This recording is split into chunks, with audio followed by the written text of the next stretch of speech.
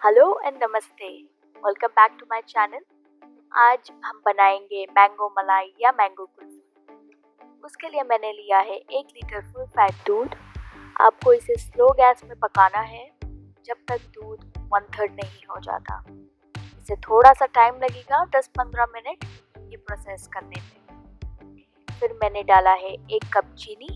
1 litre दूध में मैंने 1 कप चीनी डाला है। अगर आप ज़्यादा मीठा पसंद करते हैं तो इससे ज़्यादा भी आप चीनी डाल सकते हैं, इट डिपेंड्स ऑन यू।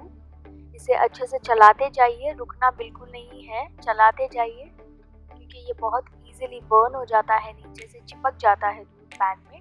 तो इसे चलाते जाइए। एंड ये हमारी कुल्फ़ी तैयार हो गई है। 10-15 मिनट लगते हैं इसे बस। अब मैंने लिया है आम को मैंने ऐसे ऊपर से काट लिया है, ये ऊपर का पोर्शन, पर ये पोर्शन फेंकना नहीं है क्योंकि हम इसे सील करेंगे कुल्फी डालने के बाद।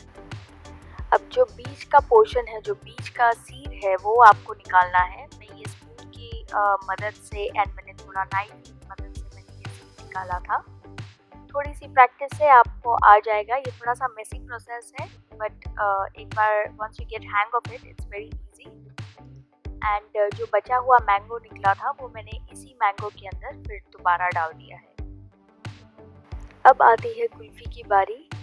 अब ये कुल्फ़ी आपको मैंगो में फिल कर देना है, ओवर फिल ना कीजिएगा। एंड ये दूसरे मैंगो में भी मैंने सेम प्रोसेस किया है।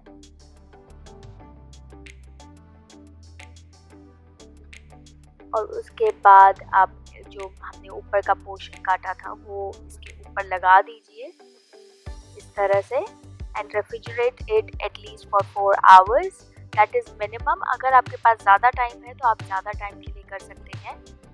4 घंटे के बाद मैंने पील किया है अपना मैंगो पीलर की मदद से, and there you go, voila, it's ready.